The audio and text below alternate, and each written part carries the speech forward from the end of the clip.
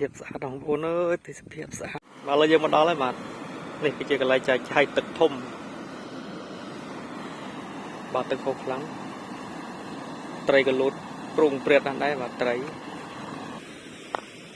នេះវាតម្លាក់មកខាងស្ទឹងនេះមួយទៀតបាទខាងនោះមានអ្នកនេសាទកំពុងតែបង់ត្រីបាទ2នាក់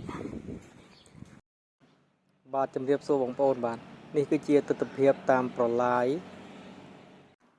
ដែលប្រឡាយនេះបែកចេញពីទំនប់ស្ទឹងស្រែងបាទដែលជាស្ទឹងមួយនៅព្រំប្រទល់ស្រុកជង្កាល់ខេត្តឧត្តរមានជ័យនិងស្រុកស្រីស្នំនៃខេត្តសៀមរាបបាទហើយទស្សនវិជ្ជាតាមប្រឡាយនេះគឺបងប្អូនយើងកំពុងតែធ្វើស្រែប្រាំងបាទមានអ្នកខ្លះបូមទឹកដាក់ស្រែអញ្ចឹងទៅបាទចំណែកមួយនេះវិញគឺជាបង្ហាទឹកបាទនេះគឺជាប្រឡាយធំមកពីស្ទឹងបាទហើយបែងចែកទៅទៅខាងនោះគឺទៅខាងប្រទេសមានជ័យបាទ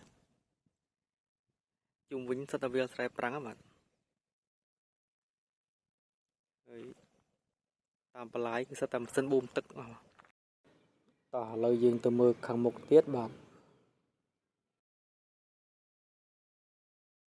ឥឡូវឃើញម្ចាស់ស្រែគាត់កំពុងតែបូមទឹកដាក់ស្រែគាត់ហើយចំណែកឯស្រូវរបស់គាត់វិញគឺខៀវសងាត់តែម្ដងបាទមើលទៅឡើងត្រជាក់ភ្នែកបងប្អូនអើយបាទល្អមែនទែន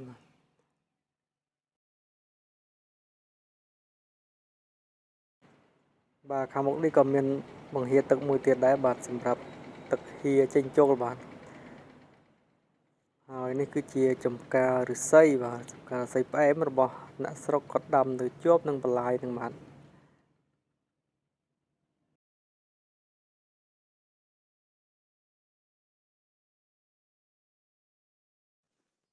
ត្រង់នេះគឺជាស្ទឹងបាទស្ទឹងឡើយនេះបាទតាម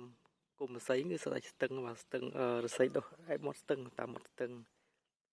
តែគ្រាន់តែគេបាត់ហើយស្ទឹងហ្នឹងបាទគេមានគេបង្វែរទិសទឹកទៅខាងនោះវិញបាទទៅខាងនោះវិញបាទអញ្ចឹងមកស្ទឹងនេះមានតែមួយកណាត់ទេប្រហែលជាប្រហែល100ម៉ែត្រទេបាទដោយសារតែវារៀងកវិចកវៀនហ្នឹងគេស្ទាក់គេកាត់ទៅខាងនោះវិញនៅខាងមុខនោះបាទនៅឃើញផ្លូវខាងមុខលឹមហ្នឹងទូចហ្នឹងបាទលឹមហ្នឹងគឺជាផ្លូវដែលគេស្ទាក់ស្ទឹងថ្មីហ្នឹងហើយបាទចំណែកខាងមុខនោះបាទអាគារខាងមុខនោះគឺជារោងចក្រទឹកស្អាតគេ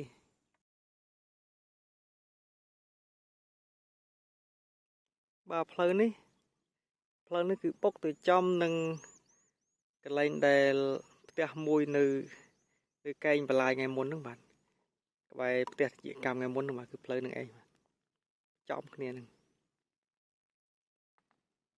អានោះគឺអាគារទឹកស្អាតគេបាទឃើញគ្រឿងចក្រគេកំពុងតែនៅតាមផ្លូវហ្នឹងបាទ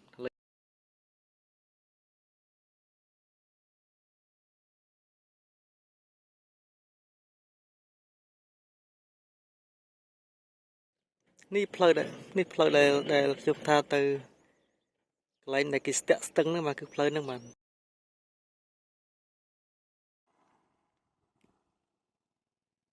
កន្លែងនេះទេសភាពស្អាតបាទប៉ុន្តែគ្រាន់តែខែប្រាំងអញ្ចឹងរៀងហុយបន្តិចទឹកហូរអត់ដាច់ទេបាទនៅខាងមុខនោះគឺជាទំនប់ធំហើយបាទកន្លែងចែកចាយទឹកធំណាដែលចេញពីស្ទឹងមកបាទមានតម្លាក់មកតាមបន្លាយតម្លាក់ទៅតាមស្ទឹងទៅក្រោមទៀតបាទមានច្រើនតម្លាក់បាទតើឥឡូវយើងទៅមើលតិចបាទតើទឹកវាហូរខ្លាំងកម្រិតណាទឹកស្ទឹងនេះនៅសល់ត្រឹមប៉ុណ្ណាប៉ុណ្ណេះ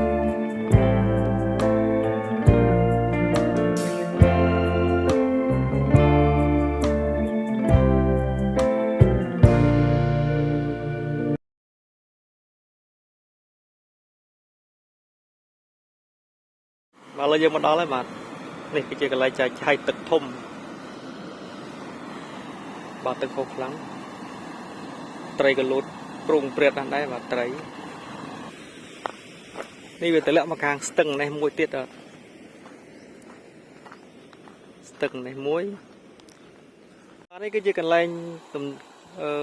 ចែកទឹកបាទតម្លាក់ទៅតាមស្ទឹងបាទនេះតែទឹកស្ទឹងនេះគឺគេអាចគ្រប់គ្រងបានបាទជ្រៅបាទនៅខាងមុខនោះមានកន្លែងបង្ហៀមួយទៀតបាទខាងមុខមានកន្លែងបង្ហៀមួយទៀតមកតម្លាក់ទៅកាន់ស្ទឹងដូចគ្នាបាទតើឥឡូវយើងទៅមើលតិចបាទនេះយើងកំពុងតែនៅលើហើយបាទមិនដឹងជាស្អីគេខ្លះទេបាទមើលមិនយល់ទេស្អីស្កាស់ខ្លាំងណាស់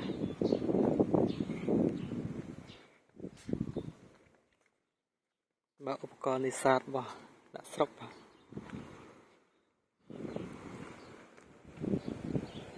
ខ្ពស់មែនទែន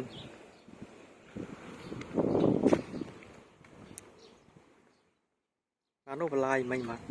បន្លាយជាប់ទៅកាន់ខេត្តបន្ទាយមានជ័យបាទខាងនោះមានអ្នកនេសាទកំពុងតែបង់ត្រីបាទ2 នាក់លើទំនប់ទឹកបង្ហៀបាទបង្ហៀទឹក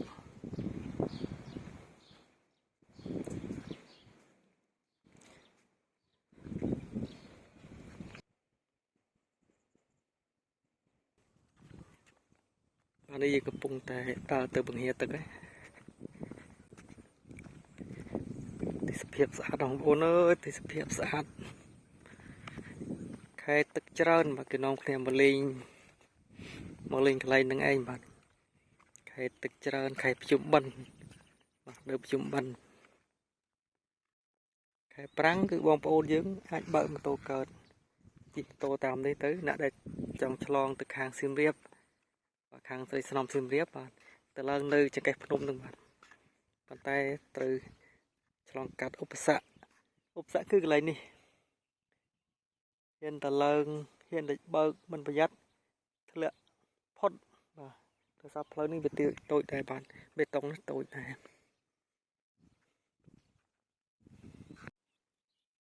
អូទេសភាពល្អមែនដល់ឃើញអ្នកជិះម៉ូតូមកហើយបាទចាំមើលថាតើបងប្អូនយើងគាត់ជិះម៉ូតូឡើងយ៉ាងម៉េច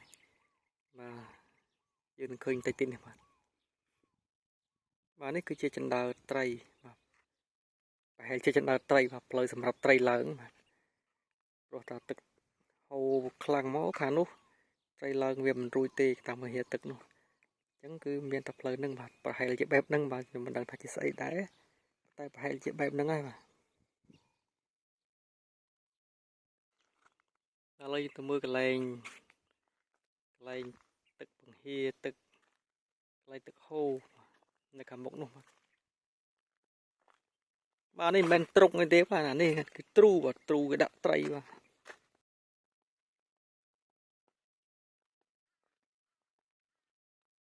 បាទនោះអ្នកជិះម៉ូតូមិញបងប្អូនឃើញណា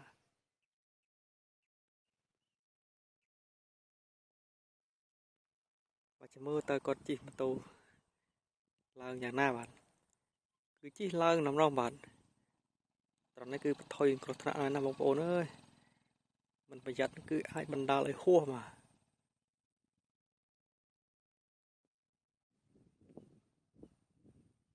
គេបាទកន្លែងនេះខ្លីពេកអញ្ចឹងជិះមិនប្រយ័ត្នវាបណ្ដាលឲ្យហួសអាចធ្លាក់ទៅខាងមុខទៀតបាទនេះក្នុងទឹកសត្វត្រីបាទតែគ្រាន់ត្រីតូចពួកកូនត្រីសតូចប៉ុនម្រាមដៃ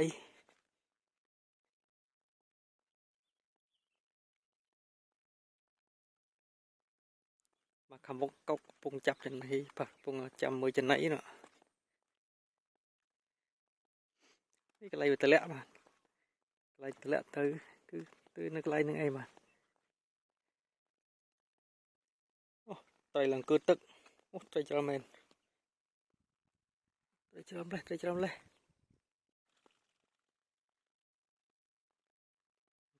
បាទនេះគឺកន្លែងដែលទឹកហូរ